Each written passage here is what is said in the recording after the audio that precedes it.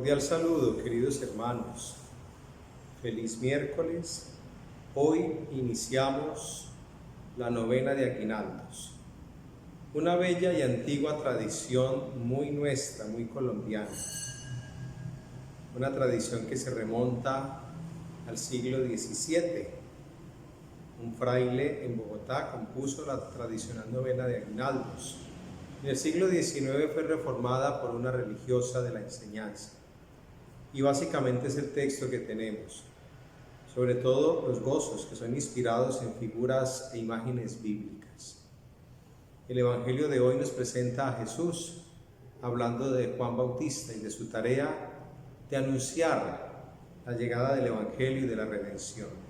Yo los invito para que nos unamos en oración durante todos estos días y que sigan ustedes, ojalá presencialmente, la celebración en cada parroquia.